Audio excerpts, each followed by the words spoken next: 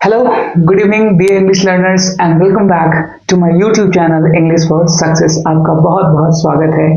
And today in this session we are going to discuss, of course, the another story that is I will start tomorrow. That's a human nature. That's a very primary human nature. We always cast aside. We always put off our work on tomorrow. We always pass our work on tomorrow, and tomorrow never comes. So this story is basically based on our what day-to-day work. Generally, we just ignore or pass on the another day. It means put off our work, and tomorrow never comes.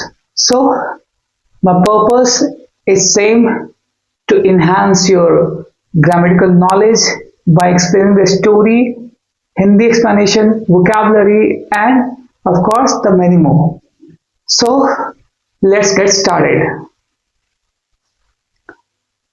आज की जो कहानी है I'll start tomorrow, जैसा कि मैंने अभी explain किया कि मैं कल से करूंगा, है ना, मैं कल से शुरुआत करूंगा. अक्सर हम लोग क्या है अपने कामों को कल पर टालते हैं और कल कभी नहीं आता.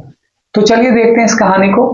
The biggest lie you to tell yourself is that you will do something you should really be doing tomorrow or some other time. तो इसका पहले मतलब समझ लेते हैं. The biggest lie you to tell yourself, यानी कि सबसे जो बड़ी झूठ है, biggest lie है ना. The biggest ये सुपरलेटिव डिग्री है, द डिटरमिनेंट सुपरलेटिव डिग्री का पहले हमेशा द का यूज किया जाता है. तो यहां भी है, यानी कि हम अपने जीवन में the biggest lie you to tell, यानी कि तुम अपने जीवन में, लेखक कह रहे हैं कि तुम अपने जीवन में सबसे जो बड़ी झूठ बोलते हो खुद से, अपने आप से, to tell yourself is that, यह है कि you will do something you should really be doing tomorrow, यानी कि तुम वो काम करोगे. यू विल डू समथिंग, तुम कुछ काम करोगे, you should really be doing tomorrow और सम अदर टाइम, जो कि तुम्हें क्या है अक्सर हम अपने कामों को कल पे टालते हैं, है ना. You should really be doing tomorrow, यानी कि तुम सही में, रियली यानी एडवर्ब है, तुम सही में वास्तविक रूप में तुम काम कल करोगे. और सम अदर डे, या किसी और दिन करेंगे, किसी और टाइम में करेंगे. सम अदर डे और time. This often leads to not doing it at all, यानी कि ये प्रायः ये इसको दिखाता है, लीड्स करता है, यानी कि ये दिखाता है, दर्शाता है कि ये कभी नहीं होगा. Do not doing it at all, एकदम नहीं करेंगे हम लोग. दिस ऑफन लीड्स, ये जो हमारी जो कल के ऊपर जो काम को टालने वाली आदत जो है वो ये दिखाती है, लीड्स करती है कि ये काम कभी नहीं होगा. Okay. Resulting in loss of trust in yourself, इसका परिणाम ये होता है, रिजल्ट का मतलब परिणाम स्वरूप, है ना, कॉन्सिक्वेंस कह सकते हैं, is loss of trust in yourself. इसका परिणाम ये होता है कि हम अपने आप में अपने विश्वास को खोते चले जाते हैं, यानी कि हमारा सेल्फ कॉन्फिडेंस धीरे धीरे खत्म होता चला जाता है ना. तो चलिए पहले इसके सेंटेंस को, यहां तक मैंने एक्सप्लेन किया है, इसके वर्ड क्लासिफिकेशन को देख लेते हैं. बिगेस्ट यहाँ पे क्या है, सुपरलेटिव डिग्री है, ये डिटर्मिनेंट है. लाई क्या है, ये वर्ब है. लाई, द बिगेस्ट लाई, ये यहाँ पे वर्ब नहीं है, ये नाउन है यहाँ पे, ठीक है. You, the biggest lie you to tell, ये यहाँ पे एज अ ऑब्जेक्ट यूज हो रहा है, 2 + B 1 है. योरसेल्फ यहाँ पे क्या है, ये आपका एक एम्फैटिक एडजेक्टिव जो कि खुद के बारे में कहा जा रहा है. इज इस पूरे वर्ब का क्या है, इस पूरे सेंटेंस का वर्ब है. दैट यहाँ पे कंजंक्शन है, ठीक है. You will do something you should, यानी कि तुम कुछ करोगे. यू यहाँ फिर से एक सब्जेक्ट है, विल यहाँ पे ऑक्सिलरी वर्ब है, ठीक है. और डू यहाँ पे क्या है, मेन वर्ब. ये ध्यान रखेंगे कि विल के बाद यानी कि मॉडल ऑक्सिलरी के बाद हमेशा क्या है, V1 का यूज होता है, यानी कि वर्ब के पहले रूप का. समथिंग इसका ऑब्जेक्ट है. अब यहाँ पे कॉमा होना चाहिए था. You should really be doing tomorrow और सम अदर टाइम. यानी कि तुम ये सोचते हो कि तुम ये काम को, यानी कि तुम ये काम कब करोगे, अगले दिन करोगे या किसी और समय पे करोगे या किसी और दिन पे करोगे। ठीक है, तो यहां से आप देख रहे हैं यू फिर से एक सब्जेक्ट है, शुड इसका मॉडल ऑक्सिलरी वर्ब है। ठीक है, रियली यहाँ पे एडवर्ब है जो कि एडवर्ब है। ठीक है, रियली वास्तविकता को यहाँ पर रिप्रेजेंट कर रहा है। शुड के बाद बी का यूज हो रहा है, तो जाहिर सी बात है शुड के बाद अगर बी का यूज होगा तो V4 का यूज होगा। ठीक है, या तो एडजेक्टिव का यूज होगा। ठीक है, बी अक्सर बात क्या है V4 या V3 का यूज लेता है, लेकिन शुड के केस में ये V4 का ले रहा है। टुमारो कल, या सम अदर डे कुछ और, यानी कुछ समय बाद, सम कुछ अदर, यानी कि some other day time, some other time कहने का मतलब कुछ समय बाद। ठीक है, तो सम यहाँ पे क्या है, डिटर्मिनर है। ठीक है, अदर यहाँ पे क्या है, ये एज एडजेक्टिव यूज हो रहा है। टाइम यहाँ पे क्या है, नाउन है। This often leads to doing it at all, not doing it all. ये जो है ये सब्जेक्ट है, फुल स्टॉप के बाद यहाँ पे फिर से स्टार्ट हो रहा है, ये सब्जेक्ट है। दिस ऑफन, इसको ऑफ्टेन या ऑफन दोनों पढ़ा जाता है, इसको ऑफ्टेन या ऑफन दोनों पढ़ाया जाता है। इसका मतलब होता है प्रायः। This often leads to not doing it at all, जो कि ये प्रायः आगे बढ़ाता है, यानी कि ये दिखाता है, दर्शाता है कि ये काम नहीं होने वाला है। To not doing it at all, किसी भी कीमत पर नहीं ये होगा। टू प्लस नॉट का यूज किया गया है क्योंकि उसके बाद क्या है, जनरल का यूज हुआ है V4 का, तो यहाँ पे एज ये एडजेक्टिव यूज हुआ है। ठीक है, इट यहाँ पे ऑब्जेक्ट है, एट यहाँ पे क्या है, प्रीपोजिशन, ऑल इसका क्या है, ऑब्जेक्ट है। और यहाँ पे एट ऑल का मतलब होता है पूरी तरीके से, आप इसको ऐसे भी लेके चल सकते हैं। रिजल्टिंग, और यहाँ पे V4 से स्टार्ट हुआ है, रिजल्टिंग यानी कि दैट शोज, दैट रिजल्ट, ये दिखाता है परिणाम को, in loss of trust in yourself. ये किस परिणाम को दिखाता है कि आपके अंदर सेल्फ कॉन्फिडेंस की कमी हो रही है। किसके कारण, क्योंकि आप अक्सर अपने कामों को कल पे टालते हैं और कल कभी नहीं आता, और धीरे धीरे आपके अंदर क्या है, इसके प्रति क्या है, अपने कॉन्फिडेंस में कमी आती जाती है, किसी भी काम को न करने की, साथ ही साथ अगले दिन टालने की। तो लेखक ये कहना चाह रहा है। ठीक है, यहां से चलते हैं। You keep putting something off until you reach a point where you completely abandon it, completely abandon it because you lack confidence in yourself। अब क्या है, you keep putting something off, यानी कि तुम चीजों को हमेशा टालते रहते हो। put off का मतलब क्या होता है, put off का मतलब avoid। ठीक है, cast aside, avoid यानी कि टालना, टाल मटोल करना या टालना किसी काम को, या आप कह सकते हैं टाल मटोल करना, या इग्नोर कहना भी इसको कह सकते हैं, इग्नोर करना, इग्नोर अपने काम को इग्नोर करना। या हमने ट्रस्ट का मतलब फेथ, बिलीफ यानी विश्वास की बात की जाए। टाल मटोल करना, किसी काम को आगे पास कर देना, ये भी इसका मतलब होता है। ठीक है, लैक का मतलब यहाँ पे क्या है, स्कार्सिटी, डिफिशियंसी, कमी, इसको हम लोग क्या कहते हैं, स्कार्सिटी का मतलब होता है कमी। ठीक है, आप इसको ध्यान में रखेंगे। You keep putting something of. अब यहां पे देखिए वर्ब कैसा है, यू यहां पे सब्जेक्ट है, कीप, पुटिंग, जब भी कीप के बाद कोई सी वर्ब का यूज होता है वो अक्सर V4 से, ये दो तरीके से यूज किए जा सकते हैं, ध्यान रखिएगा। ये केस, दो केस में, कीप और स्टार्ट, ये जब भी ये दो वर्ब का यूज होगा, या तो इसके बाद 2+V1 का यूज करेंगे, पहला केस। दूसरा केस क्या है, दूसरा केस इसके बाद अक्सर क्या है, V4 का यूज करेंगे, यानी कि verb plus ing।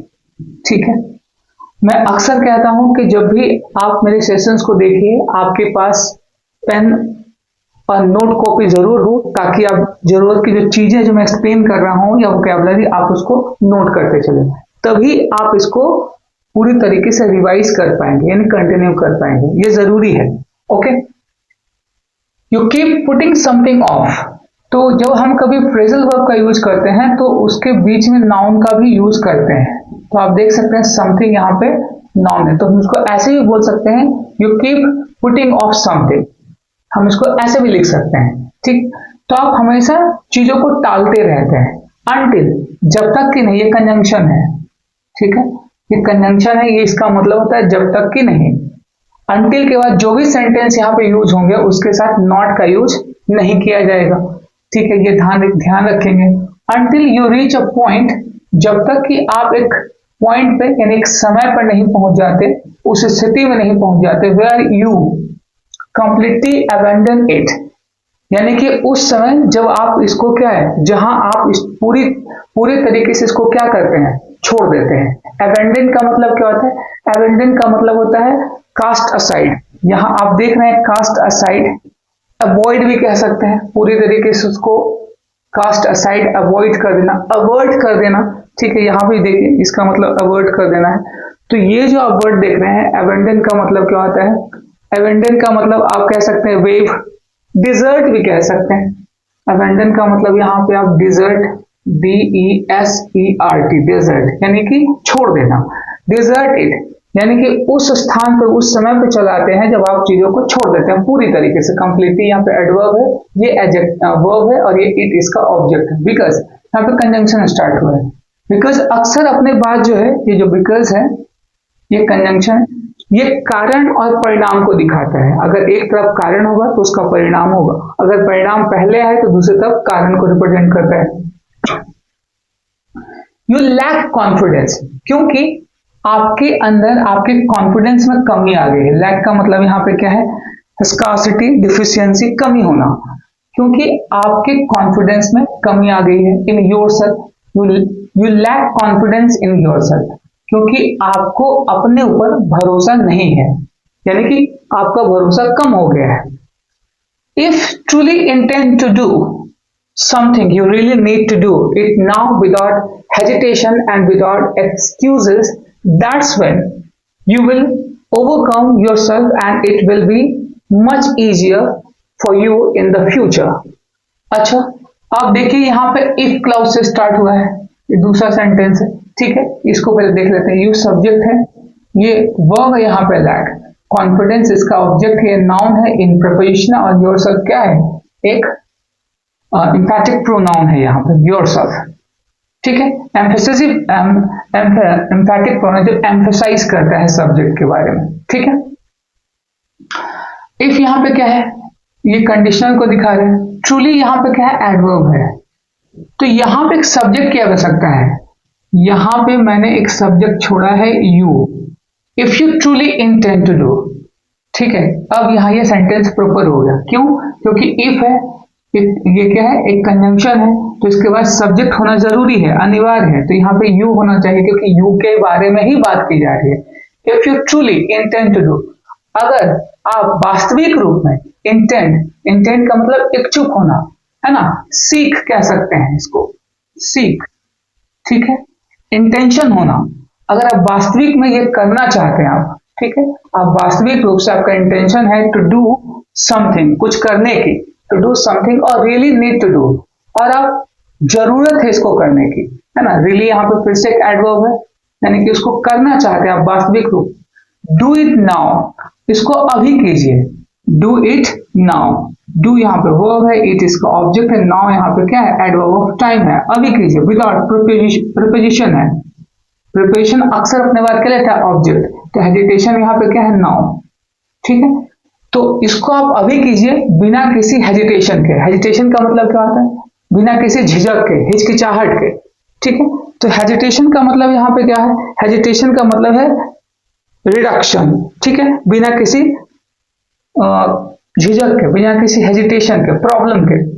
And without excuses, और साथ ही साथ एंड बिना किसी एक्सक्यूजेस के। एक्सक्यूज का मतलब क्या होता है? झूठे बहाने, है ना। झूठे बहाने को हम लोग लेम एक्सक्यूज भी कहते हैं, लेम एक्सक्यूज यानी झूठा बहाना। फिर से यहाँ पर विदाउट क्या प्रपोजिशन है, ठीक, एक्सक्यूज मतलब झूठे बहाने। फिर से इसको सेंटेंस को देख लेते हैं,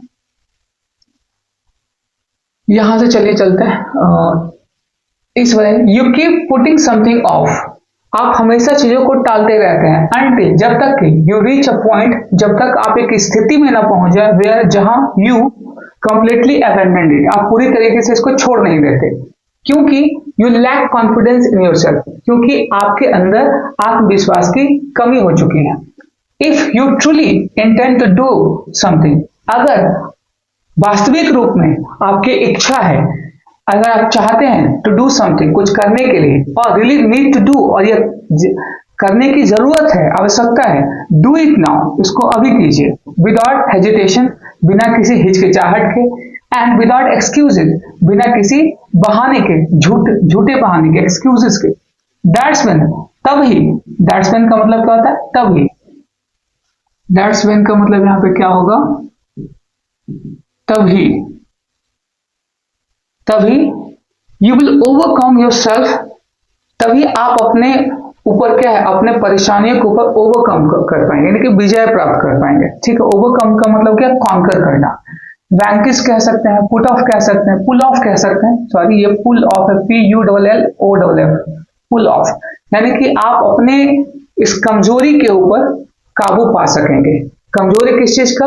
टाल मटोल करने, चीजों को कल के ऊपर छोड़ने का, ये जो प्रॉब्लम है उस पर आप क्या कर पाएंगे? ओवरकम कर पाएंगे। ठीक है, तो यू यहाँ एक सब्जेक्ट है, विल यहाँ पर फिर से एक मॉडल ऑफ द रिवर्ब है, फ्यूचर को दिखा रहा है, यानी कि फिर से यहाँ V1 है, योरसेल्फ जो फिर से अभी हम लोग ने डिस्कस किया था, एम्फेसाइज प्रोनाउन है, एम्फेसाइज कर रहा है सब्जेक्ट को, एंड यहाँ पे कंजंक्शन है, फिर से यहाँ पे एक सेंटेंस क्लॉज स्टार्ट हुआ है, इट सब्जेक्ट है, विल बी, फ्यूचर है, मच easier। अच्छा, यहां से देखते हैं, and it will be much easier for you in the future, और ये आपके लिए भविष्य में काफी आसान हो जाएगा। अगर आप चीजों को कल पे नहीं टालते हैं तो ये इसको करना तभी ये पॉसिबल है कि आप चीजों को आसानी से कर पाएंगे, और भविष्य में ये आपके लिए काफी क्या हो जाएगा? इजी हो जाएगा, आसान हो जाएगा ये करना, मच ईजियर। ईजियर यहाँ पे क्या है? ये आप देख सकते हैं कॉम्परेटिव डिग्री है, ठीक है, और मच यहाँ पे क्या है? ये डिटर्मिनर मान के चलते हैं, यहाँ पे मैं इसको एडजेक्टिव लेके चल रहा हूँ। ठीक है, will be much easier for you, आपके लिए। फॉर यहाँ पे क्या है? प्रिपोजिशन है, यू इसका ऑब्जेक्ट है, इन फिर से प्रिपोजिशन है, और द फ्यूचर क्या है? इसका ऑब्जेक्ट है। आप ये कह सकते हैं कि एज ए एडवर्ब यहाँ पे यूज किया जा रहा है। You don't even have to do the whole thing, लेखक कह रहा है कि you don't even have to do the whole thing, तुम्हें, आपको यहां तक कि सारी चीजों की करने की जरूरत नहीं है। आपको सभी चीजों को करना नहीं है, सारी चीजों को एक बार में नहीं करना है। यू डोंट इवन, यहां तक कि have to do the whole thing, ये करने की आवश्यकता नहीं है, आपको करना नहीं है एक बार में। ऑन दी कॉन्ट्ररी, वहीं दूसरी तरफ, ऑन दी कॉन्ट्ररी कहने का मतलब, ऑन दी कॉन्ट्ररी जो है कॉन्ट्रास्ट को दिखाता है, यानी विरोधाभास को दिखाता है। अगर आपको ये करना है तो ये नहीं करना है, अगर आपको ये नहीं करना है तो ये करना है। तो ऑन दी कॉन्ट्ररी का मतलब यहाँ और भी क्या हो सकता है? रादर कह सकते हैं इसको, रादर, इसका रादर के रूप में या इंस्टेड के रूप में भी इसका यूज कर सकते हैं। चलिए मैं यहाँ पे लिख दे रहा हूं, इसका मतलब यहाँ पे रादर, RATHER, और इंस्टेड, INSTEAD, इंस्टेड, इसके जगह पे हम इन दोनों वर्ड्स का यूज कर सकते हैं। ऑन दी कॉन्ट्ररी, दूसरी तरफ, स्टार्ट स्मॉल, यानी कि छोटे चीजों से स्टार्ट कीजिए, because often the beginnings is the hardest, क्योंकि शुरुआत अक्सर जो होता है मुश्किल होता है। बिगिनिंग का मतलब ओपनिंग, इज द हार्डेस्ट। फिर से यहाँ पे सुपरलेटिव डिग्री का यूज किया गया है, द इसके पहले आया, अभी हम लोगों ने डिस्कस किया कि सुपरलेटिव डिग्री के पहले क्या आएगा? आर्टिकल, जो कि क्या होगा? एक डिटर्मिनर के रूप में आप देख सकते हैं। स्टार्ट स्मॉल, छोटी चीजों से स्टार्ट कीजिए, शुरुआत कीजिए, क्योंकि often the beginning is the hardest, क्योंकि प्रायः जो शुरुआत होती है वो थोड़ी मुश्किल होती है, हार्डेस्ट होती है ना। And requires the most effort, और हमेशा जरूरत है अपने एफर्ट्स को लगाने की। एफर्ट्स का मतलब एफिशिएंसी भी कह सकते हैं यहाँ पे, एफर्ट का मतलब एफिशिएंसी भी कह सकते हैं इसको। अपने एक एफिशिएंसी एफर्ट को, यानी कि अपनी एक ताकत को यहाँ पे लगाने की जरूरत होती है शुरुआत में। शुरुआत अक्सर ही क्या होती है? थोड़ी सी मुश्किल होती है, राइट। और शुरुआत में ही आपको अपना एफर्ट ज्यादा लगाने की जरूरत होती है, एफिशिएंसी ज्यादा लगाने की जरूरत होती है। तो लेखक ये कह रहा है, the more you overcome this initial hurdle, जितना आप इस इनिशियल का मतलब यहाँ पे हो गया, ये एडवर्ब है, ठीक है, एडवर्ब, इनिशियल का मतलब होगी शुरुआती, प्राइमरी कह सकते हैं इसको, प्राइमरी कह सकते हैं। तो जितना हम अपने प्राइमरी यानी शुरुआती हर्डल, हर्डल का मतलब हो गया मुश्किल, चैलेंजेस, ठीक है, इसको चैलेंजेस ले सकते हैं। डिफिकल्टीज भी इसको कह सकते हैं। हर्डल देख लीजिए, यहां पे हर्डल है, हर्डल का मतलब यहां पे कह सकते हैं डिफिकल्टी, डिफिकल्टी, चैलेंज, चैलेंज। तो क्या कह रहा है लेखक, the more you overcome this initial hurdle, आप जितना इस शुरुआती परेशानियों से ओवरकम करेंगे, जूझेंगे, उससे विजय प्राप्त करेंगे, उसको झेलेंगे, उसके बाद easier it will be to continue, और उतना ही आसान होगा आपके लिए कंटिन्यू करना। यानी कि शुरुआती समय में आप जितना परेशानियों से जूझेंगे, आने वाला समय आपके लिए उतना ही सुखद होगा, आसान होगा, ठीक है। So the easier it will be to continue, ठीक है। अब यहाँ पे कॉमा है, यहां से दूसरा क्लाउज स्टार्ट हो रहा है, the easier it will B, आप देख सकते हैं फ्यूचर का है, टू कंटिन्यू, ये 2 + V1 है। So the next time you have something planned, whether it's course like homework or cleaning or things you have always wanted to do like a solo date or learning a new language। पहले इस line को समझते हैं। सो अगर सो मतलब इसलिए, the next time अगले समय, यू हैव समथिंग प्लान, अगर आपने कुछ प्लान किया है, अगली बार ये सोचे कि आपने कुछ प्लान किया है, यानी कि आपने कुछ योजना बनाई है। वेदर क्या है, एक कंजंक्शन है, कोरिलेटिव कंजंक्शन है। वेदर के बाद अक्सर और का यूज किया जाता है, देखिए और होगा यहाँ पे, देखिए एक और है। वेदर का जब भी यूज हम लोग कंजंक्शन के साथ करते हैं तो वेदर के बाद एक क्लॉज, फिर उसके बाद दूसरा क्लॉज, इस तरीके से यूज होता है। Whether it's a course like, course का मतलब होगा our day to day work, usual task, चाहे तो वो किसी प्रकार का टास्क हो, ठीक है। Whether its course like homework, चाहे तो ये कोई काम हो आपके होमवर्क के रूप में, या क्लीनिंग, साफ सफाई के रूप में, या things you have always wanted to do like a solo date, या कोई ऐसा काम जो आप हमेशा से ये चाहते थे कि आप उस काम को, सोलो डेट का मतलब एक कोई ऐसा काम जो आपको अकेले करना था, यानी कि वैसा काम जो पहले से आप सोच रखे थे कि मैं इस काम को अकेले करूंगा। और या लर्निंग अ न्यू लैंग्वेज, या किसी नए भाषा को सीखने के लिए, स्टार्ट नाउ, अभी से शुरू कीजिए। स्टार्ट नाउ कहने का मतलब अभी से इसकी शुरुआत कीजिए। स्टार्ट यहाँ पे वर्ब है, नाउ यहाँ पे क्या है, एडवर्ब है। तो आप देख सकते हैं और का यूज यहाँ भी किया गया है और का यूज यहाँ भी किया गया है, ठीक है। तो ये conjunction. Start now in small steps, यानी कि इसको छोटे छोटे स्टेप्स में, छोटे छोटे प्रारूप में इसको कीजिए, तोड़ तोड़ के, धीरे धीरे, पार्ट बाय पार्ट, ठीक है। Start now in small steps and don't put it off to the future, और इसको कभी भी कल पे मत डालिए, यानी भविष्य पे, आने वाले समय पे मत डालिए। Because then you will never do it, क्योंकि तब आप इसको कभी नहीं कर पाएंगे। अगर आप चीजों को कल पर टालते रहेंगे तो वो उन सारी चीजों को आप कभी भी कर नहीं पाएंगे, क्योंकि आपका कल कभी नहीं आएगा। तो लेखक ये कह रहा है, मोटे तौर पे मैं थोड़ा समझा दूं, कि अक्सर जो हम चीजों को कल पर टालते हैं, और ये हमारे अंदर की जो कॉन्फिडेंस है, आत्मविश्वास को कम करता जाता है। तो इसका सही उपाय यही है कि अगर हम पूरे काम को एक बार में नहीं कर सकते तो उसको पार्ट बाय पार्ट करेंगे, लेकिन हाँ, उसको कभी भी कल पर नहीं डालेंगे। क्यों? क्योंकि कल फिर कभी नहीं आएगा, आप उस काम को कभी नहीं कर पाएंगे। So if you like my video, please do subscribe my channel, share my videos as much as possible, and your support will motivate me to just bring with a new videos, new session every time. Okay, so that's all for the day. We'll meet in the next class with another session. Till then, goodbye.